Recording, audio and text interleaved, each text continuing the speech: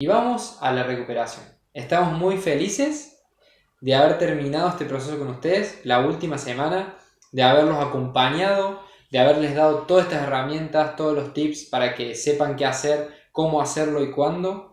Y les deseamos lo mejor en todo lo que viene y que le pongan muchas pilas porque esto es un cambio para siempre. Lo que vamos a ver ahora en la recuperación va a ser lo siguiente: flexibilidad. Cuando hablamos de flexibilidad, estamos hablando de algo más grande que solo mover el cuerpo un poco más, estirarse un poco más. La flexibilidad ayuda muchísimo a la estabilidad, ayuda muchísimo al rendimiento deportivo y también a la reducción de dolores. Cuando hablamos de flexibilidad, estamos hablando de algo muy grande, ¿sí? Lo primero que nos va a ayudar los estiramientos va a ser en cómo nos movemos en el día a día. O sea, tener una buena flexibilidad va a influir muchísimo en la amplitud de mi movimiento. Cuando hago un salto también influye y actúa la flexibilidad. Cuando estiro, obviamente, actúa la flexibilidad. La flexibilidad está ahí y la tenemos que trabajar. Entonces, esta semana lo que vamos a hacer es un desafío que se llama el desafío del contorsionista. Vamos a hacer 7 días, estiramientos extras, elongación de 10 a 15 minutos. Todos los días, en un momento que elijas, vamos a estirar, ¿sí? ¿Cuáles son los estiramientos? Los que venimos viendo en los entrenamientos, los que les hemos enseñado, los que se acuerden. Tengan en cuenta de estirar todos los músculos, cómo se estira el isquiotibial, cómo se estira el cuádriceps, cómo se estiran los gemelos, el pecho, los tríceps, los bíceps. Tienen que tener en cuenta cómo se estira porque nos va a ayudar mucho a mejorar nuestra amplitud de movimiento. Cuando hay descompensación en los músculos, en la flexibilidad de un músculo con el otro, por ejemplo, músculos antagonistas, que puede ser el cuádriceps y el isquiotibial, seguramente hay una lesión.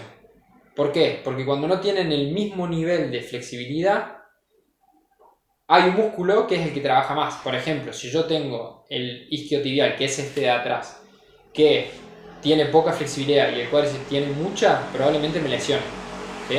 ¿Por qué? Porque hay un músculo que no tiene la amplitud de movimiento del otro y en ese movimiento que haga seguramente lo fuerce y lo lesione. Entonces, el desafío de esta semana se llama el desafío del contorsionista. Vamos a hacer 7 días, 10 a 15 minutos de estiramientos de elongación, de flexibilidad, ¿sí? Todos los días. Y vamos a ir viendo, observándonos cómo va a mejorar de acá a 7 días. Esto quiero que lo lleven para siempre, para que puedan hacerlo siempre que se acuerden o ponerse un día y un horario después del entrenamiento. En vez de hacer 5 minutos de estiramiento conmigo o 10, hacer 20. Entonces, hacerlo como algo constante en su vida. Les mando un beso grande. Gracias por compartir este reto, este programa con nosotros. Estamos muy felices, los queremos muchísimo y nos vemos seguramente en otro reto, en el club de miembros, en donde sea. Los queremos mucho. Chao, chao. Y bienvenidos al último video de alimentación. El último, no lo puedo creer. Y como es el último, quiero que les deje algo, quiero que genere impacto en ustedes, como generó en mí todo este cambio que he hecho a lo largo de mi vida y este video que les voy a dejar, esta charla TED que los voy a dejar. La verdad es que mi objetivo con esta charla es que los motive a ustedes a seguir generando un cambio y a seguir con toda esta transformación que ustedes hicieron en estos 90 días. Que no tiren a la basura todo lo que hicieron, porque es importantísimo el cambio que han hecho. Así que quiero que este video les genere ese impacto en la mente para que ustedes sigan por este camino que ustedes ya vienen haciendo y que no lo abandonen, que los motive a seguir creciendo, transformándose y a seguir apostando por su salud y valorando su cuerpo y su alimentación como lo vienen haciendo. Así que les dejo la charla ahora. Y bueno, gracias a todos por acompañarnos en estos 90 días. Espero que nos podamos seguir viendo y los saludo. I write about food, I write about cooking. I take it quite seriously. but I'm here to talk about something that's become very important to me in the last year or two. It is about food, but it's not about cooking per se. I'm going to start with this picture of a beautiful cow. I'm not a vegetarian, this is the old Nixon line, right? But I still think that this may be this era's version of this. Now, that is only a little bit hyperbolic. And why do I say it? Because only once before has the fate of individual people and the fate of all of humanity been so intertwined. There was the bomb, and there's now. And where we go from here is going to determine not only the quality and the length of our individual lives, but whether if we could see the Earth a century from now, we'd recognize it. It's a Holocaust of a different kind, and hiding under our desks isn't going to help. Start with the notion that global warming is not only real, but dangerous. Since every scientist in the world now believes this, and even President Bush has seen the light or pretends to, we can take this as a given. Then hear this, please. After energy production, livestock is the second highest contributor to atmosphere-altering gases. Nearly 1/5 of all greenhouse gas is generated by livestock production, more than transportation. Now, you can make all the jokes you want about cow farts, but methane is 20 times more poisonous than CO2, and it's not just methane. Livestock is also one of the biggest culprits in land degradation, air and water pollution, water shortages, and loss of biodiversity. There's more. Like half the antibiotics in this country are not administered to people, but to animals. But lists like this become kind of numbing. So let me just say this. If you're a progressive, if you're driving a Prius, or you're shopping green, or you're looking for organic, you should probably be a semi-vegetarian. Now, I'm no more anti-cattle than I am anti-Adam, but it's all in the way we use these things. There's another piece of the puzzle, which Ann Cooper talked about beautifully yesterday, and one you already know. There's no question, none, that so-called lifestyle diseases, diabetes, heart disease, stroke, some cancers, are diseases that are far more prevalent here than in anywhere in the rest of the world. And that's the direct result of eating a Western diet. Our demand for meat, dairy, and refined carbohydrates, the world consumes 1 billion cans or bottles of Coke a day. Our demand for these things, not our need, our want, drives us to consume way more calories than are good for us. And those calories are in foods that cause, not prevent, disease. Now, global warming was unforeseen. We didn't know that pollution did more than cause bad visibility. Maybe a few lung diseases here and there, but, that's not such a big deal. The current health crisis, however, is a little more the work of the evil empire. We were assured that the more meat and dairy and poultry we ate, the healthier we'd be. No.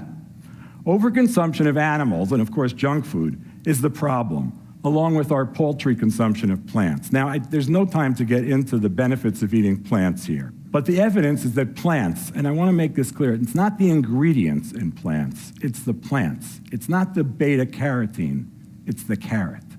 The evidence is very clear that plants promote health. This evidence is overwhelming at this point. You eat more plants, you eat less other stuff, you live longer. Not bad. But back to animals and junk food. What do they have in common? One, we don't need either of them for health. We don't need animal products, and we certainly don't need white bread or Coke. Two, both have been marketed heavily, creating unnatural demand. We're not born craving Whoppers or Skittles. Three, their production has been supported by government agencies at the expense of a more health and earth-friendly diet. Now, let's imagine a parallel. Let's pretend that our government supported an oil-based economy while discouraging more sustainable forms of energy, knowing all the while that the result would be pollution, war, and rising costs. Incredible, isn't it? Yet they do that, and they do this here. It's the same deal. The sad thing is, when it comes to diet, is that even when well-intentioned feds try to do right by us, they fail.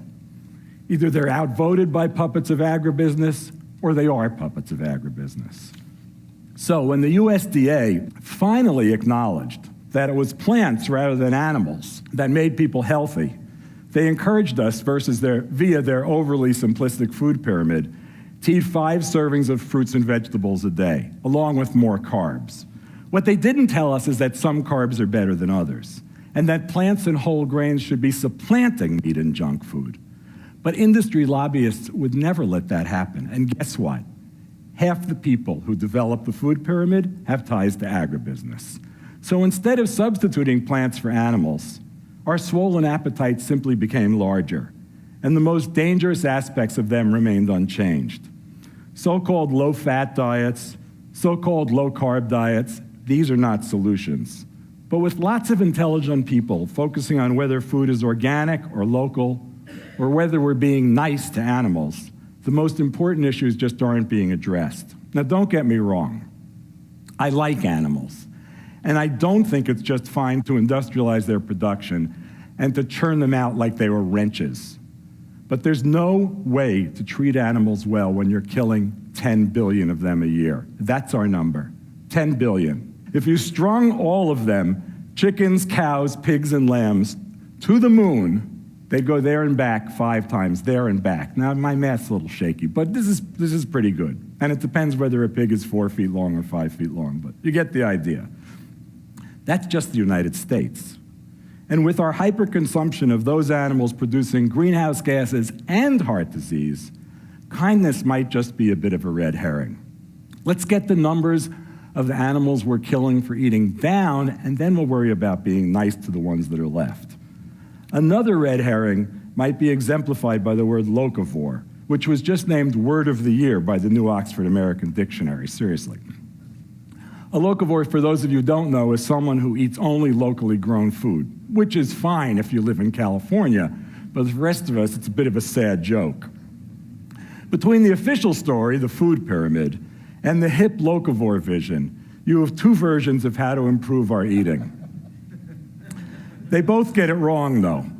The first, at least, is populist, the second's elitist. How we got to this place is the history of food in the United States, and I'm going to go through that, at least the last 100 years or so, very quickly right now. 100 years ago, guess what? Everyone was a locavore. Even New York had pig farms nearby, and shipping food all over the place was a ridiculous notion. Every family had a cook, usually a mom, and those moms bought and prepared food. It was like your romantic vision of Europe. Margarine didn't exist. In fact, when margarine was invented, several states passed laws declaring that it had to be dyed pink, so we'd all know that it was a fake. There was no snack food, and until the 20s, until Clarence Birdseye came along, there was no frozen food. There were no restaurant chains. There were neighborhood restaurants run by local people, but none of them would think to open another one. Eating ethnic was unheard of unless you were ethnic. And fancy food was entirely French. As an aside, those of you who remember Dan Aykroyd in 1970s doing Julia Child's imitations can see where he got the idea of stabbing himself from this fabulous slide. Back in those days, before even Julia, back in those days, there was no philosophy of food. You just ate. You didn't claim to be anything. There was no marketing. There were no national brands. Vitamins had not been invented. There were no health claims, at least not federally sanctioned ones. Fats, carbs, proteins, they weren't bad or good. They were food. You ate food. Hardly anything contained more than one ingredient because it was an ingredient. The cornflake hadn't been invented. The Pop-Tart, the Pringle, Cheese Whiz, none of that stuff. Goldfish swam. It's hard to imagine. People grew food and they ate food. And again, everyone ate local. In New York, an orange was a common Christmas present because it came all the way from Florida. From the 30s on, road systems expanded, trucks took the place of railroads, fresh food began to travel more, oranges became common in New York. The South and West became agricultural hubs, and in other parts of the country, suburbs took over farmland. The effects of this are well known, they're everywhere, and the death of family farms is part of this puzzle, as is almost everything, from the demise of the real community to the challenge of finding a good tomato even in summer. Eventually, California produced too much food to ship fresh, so it became critical to market canned and frozen foods. Thus arrived convenience, It was sold to proto-feminist housewives as a way to cut down on housework. Now, I know everybody over the age of like 45's mouths are watering at this point. And if we had a slide of Salisbury steak, even more so, right? But this may have cut down on housework, but it cut down on the variety of food we ate as well. Many of us grew up never eating a fresh vegetable, except the occasional raw carrot or maybe a lettuce salad. I, for one, and I'm not kidding, didn't eat real spinach or broccoli till I was 19. Who needed it, though? Meat was everywhere. What could be easier, more filling, or healthier for your family than broiling a steak? But by then, cattle were already raised unnaturally. Rather than spending their lives eating grass, for which their stomachs were designed, they were forced to eat soy and corn. They have trouble digesting those grains, of course, but that wasn't a problem for producers. New drugs kept them healthy. Well, they kept them alive. Healthy was another story. Thanks to farm subsidies, a fine collaboration between agribusiness and Congress, soy, corn, and cattle became king, and chicken soon joined them on the throne. It was during this period that the cycle of dietary and planetary destruction began, the thing we're only realizing just now. Listen to this. Between 1950 and 2000, the world's population doubled. Meat consumption increased fivefold. Now, someone had to eat all that stuff, so we got fast food. And this took care of the situation resoundingly. Home cooking remained the norm, but its quality was down the tubes. There were fewer meals with home-cooked breads, desserts, and soups, because all of them could be bought at any store. Not that they were any good, but they were there. Most moms cooked like mine. A piece of broiled meat, a quickly made salad with bottled dressing, canned soup, canned fruit salad, maybe baked or mashed potatoes, or, perhaps the stupidest food ever, minute rice. For dessert, store-bought ice cream or cookies. My mom is not here, so I can say this now. This kind of cooking drove me to learn how to cook for myself. It wasn't all bad. By the 70s, forward-thinking people began to recognize the value of local ingredients. We tended gardens, we became interested in organic food, we knew or we were vegetarians. We weren't all hippies either. Some of us were eating in good restaurants and learning how to cook well. Meanwhile, food production had become industrial. Industrial. Perhaps because it was being produced rationally, as if it were plastic. Food gained magical or poisonous powers, or both. Many people became fat-phobic. Others worshiped broccoli as if it were godlike. But mostly they didn't eat broccoli. Instead, they were sold on yogurt, yogurt being almost as good as broccoli. Except in reality, the way the industry sold yogurt was to convert it to something much more akin to ice cream. Similarly, let's look at a granola bar. You think that that might be healthy food, but in fact, if you look at the ingredient list, it's closer in form to a Snickers than it is to oatmeal. Sadly, it was at this time that the family dinner was put in a coma, if not actually killed. Beginning of the heyday of value-added food, which contained as many soy and corn products as could be crammed into it. Think of the frozen chicken nugget. The chicken is fed corn, and then its meat is ground up and mixed with more corn products to add bulk and binder, and then it's fried in corn oil. All you do is nuke it. What could be better? And sad, horribly, pathetically, by the 70s, home cooking was in such a sad state that the high fat and spice contents of foods like McNuggets and Hot Pockets, and we all have our favorites actually, made this stuff more appealing than the bland things that people were serving at home. At the same time, masses of women were entering the workforce, and cooking simply wasn't important enough for men to share the burden. So now, you got your pizza nights, you got your microwave nights, you got your grazing nights, you got your fend for yourself nights, and so on. Leading the way, what's leading the way? Meat, junk food, cheese, the very stuff that will kill you. So now we clamor for organic food. That's good. And as evidence that things can actually change, you can now find organic food in supermarkets and even in fast food outlets. But organic food isn't the answer either, at least not the way it's currently defined. Let me pose you a question. Can farm-raised salmon be organic when its feed has nothing to do with its natural diet, even if the feed itself is supposedly organic. And the fish themselves are packed tightly in pens, swimming in their own filth.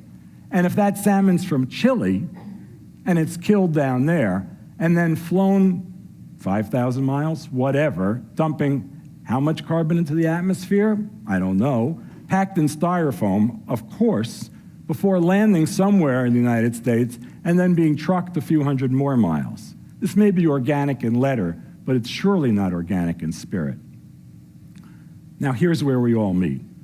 The locavores, the organivores, the vegetarians, the vegans, the gourmets, and those of us who are just plain interested in good food. Even though we've come to this from different points, we all have to act on our knowledge to change the way that everyone thinks about food. We need to start acting. And this is not only an issue of social justice, as Ann Cooper said, though of course she's completely right, but it's also one of global survival.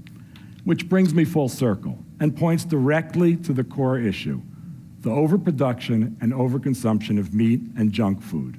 As I said, 18% of greenhouse gases are attributed to livestock production. How much livestock do you need to produce this? 70% of the agricultural land on Earth, 30% of the Earth's land surface is directly or indirectly devoted to raising the animals we'll eat. And this amount is predicted to double in the next 40 years or so. And if the numbers coming in from China are anything like what they look like now, it's not going to be 40 years. There is no good reason for eating as much meat as we do, and I say this as a man who has eaten a fair share of corned beef in his life. The most common argument is that we need nutrients, even though we eat, on average, twice as much protein as even the industry-obsessed USDA recommends.